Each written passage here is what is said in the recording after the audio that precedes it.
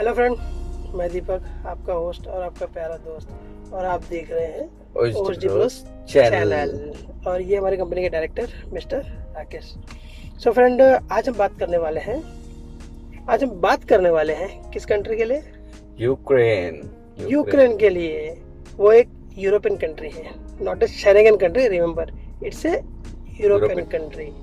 और यूक्रेन जो है वो रशिया का पार्ट था 80s 90s में रशिया का पार्ट था, बट वो अब एक अलग कंट्री है। सो आज हम बात करने वाले हैं यूक्रेन के बारे में, जो हम सिर्फ नॉर्मल बेसिक नॉलेज देंगे, not a full, just basic knowledge देंगे, ताकि इस लॉकडाउन के टाइम पे आप उसके बारे में सर्च कर सको और सोच सको, समझ सको कि आपके लिए वो कंट्री अच्छी है कि नहीं।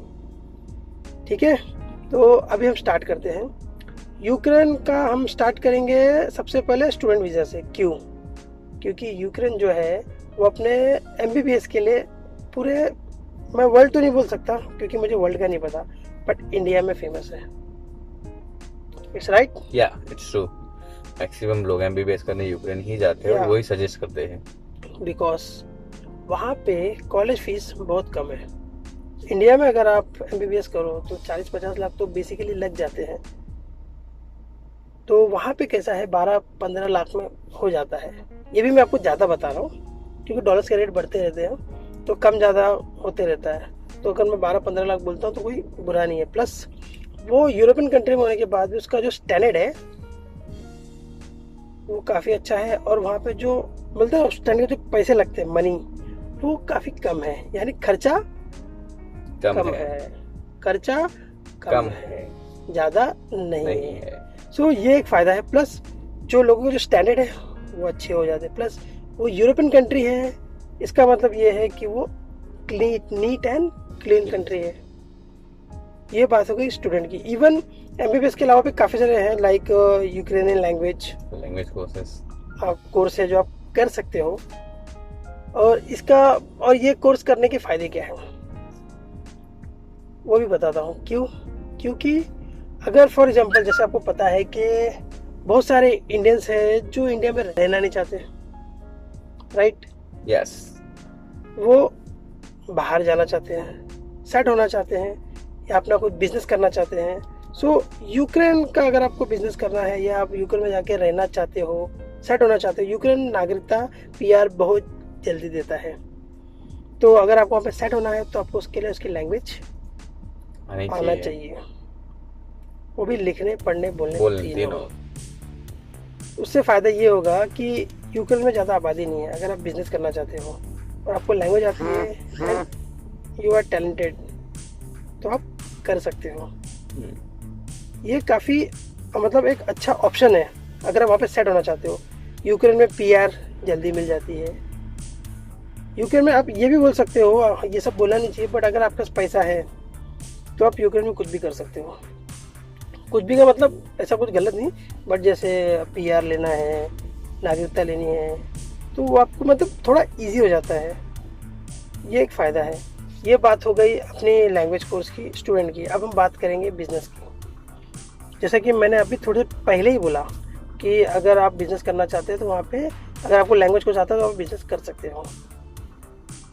ये जैसे मैंने वो पहले बोला, बिज़नेस वीज़ा का फ़ायदा ये है कि यूक्रेन जो है वो चाहती है कि फॉरेनर्स आए और उनकी कंट्री में बिज़नेस करें, तो उन्होंने बिज़नेस वीज़ा भी इजीली इशू करते हैं यूक्रेन वाले। सो आप बिज़नेस वीज़ा लेके जा सकते हो और वहाँ जाके बिज़नेस देख, क्योंकि काफ़ी सारे इंडिया में बिजनेसमैन है, लाइक मैं ये नहीं बोलूँगा बहुत मतलब अमीर, जो थोड़े मिडिल क्लास है, जिनके यहाँ पे 2-4 बिज़नेस होंगे, जो महीने के कमाते होंगे 15-20 लाख, तो वो भी सोचते हैं कि मैं अपना बिज़नेस एक्सपैंड करूँ या बाहर कंट्री में जाके करूँ। सो Ukraine is a best option. ये मैं बोल रहा हूँ, लेकिन मैं चाहता हूँ आप एक बार जाके वहाँ देख भी लो, और बिज़नेस वीज़ा पे ही जाना ज़्यादा फ़ायदा है, टूरिस्ट पे मत जाना। ये बात हो गई बिज़नेस की। अब हम बात करेंगे वर्क परमिट की। जैसा कि मैंने आपको बताया कि यूक्रेन लोगों को ऑप्शन दे रहा है कि आप उसकी कंट्री में आके बिज़नेस करो, तो सीधी सी बात है, अगर इतना ऑप्शन दे रहा है तो काफ़ी लोग जाते होंगे और काफ़ी लोग बिज़नेस स्टार्ट भी करते होंगे, तो काफ़ी लोग को एम्प्लॉयज़ की ज़रूरत तो पड़ेगी। तो ये भी एक अच्छा ऑप्शन है कि अगर, और इवन वहाँ पे वर्क परमिट भी इजीली मिल जाता है। अगर आपने बिजनेस स्टार्ट किया तो आप अपने एम्प्लॉयर को, मतलब अपने एम्प्लॉयर, अपने क्या बोलते हैं, एम्प्लॉय को आप इजीली बुला सकते हो इनविटेशन के थ्रू। आप इनविटेशन भेजो और आप बुला सकते हो। सो इससे फ़ायदा ये होगा कि अगर आप जॉब करना चाहते हो और आपको बड़ी कंट्री तो जा नहीं सकते, वहाँ पे वर्क परमिट जल्दी मिलता नहीं, वर्क परमिट डायरेक्ट आपको इंडिया से मिलेगा, यूक्रेन का। ये एक बेनिफिट है जॉब का है। देखो जॉब के लिए तो मैंने जैसे आपको बताया है, आप यहाँ पे गूगल पे सर्च करो, लेकिन आपको पता है इतना इजीली होता नहीं है। तो इससे अच्छा है आप एक बार बिजनेस वीज़ा ले लो या टूरिस्ट वीज़ा लेके आप वहाँ चले जाओ। वहाँ जाके काफ़ी सारे इंडियन रेस्टोरेंट होते हैं, क्लब होते हैं, वहाँ भी है इंडियन रेस्टोरेंट है, वहाँ पे इंडियन शॉप भी है, इंडियन मार्केट भी है। तो वहाँ जाके एक बार कांटेक्ट करके देखो। यूक्रेन ज़्यादा महंगा कंट्री नहीं है, बट यूरोपियन कंट्री है, तो 30-40 हज़ार में काम नहीं होगा, कम से कम 50-60 हज़ार तो आपको लगेगा ही।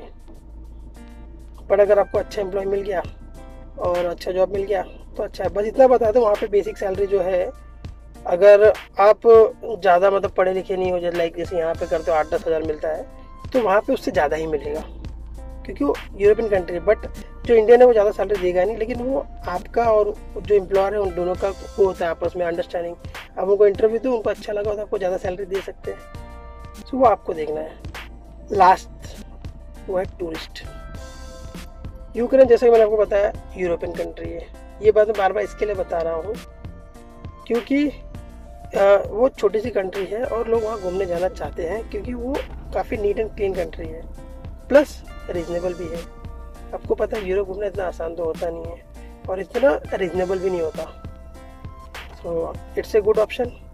और टूरिस्ट वीज़ा लेके काफ़ी लोग जाते हैं घूमने के लिए। सो क्या बोलते हो?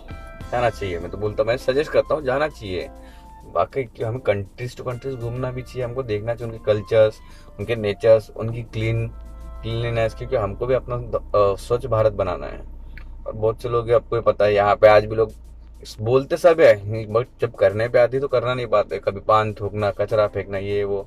तो एटलीस्ट कुछ आदमी घूमेगा, देखेगा तो कुछ हमको उससे प्रेरणा मिलती है।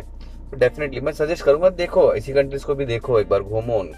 और क्या बोलते हैं ना, जैसे फॉर एग्जाम्पल जैसे आपका ड्रीम है घूमना, लाइक आप फ्रांस, जर्मनी वहाँ जाना चाहते हो, सो ये बॉर्डर है, तो आप चाहो तो आप वाया भी जा सकते हो।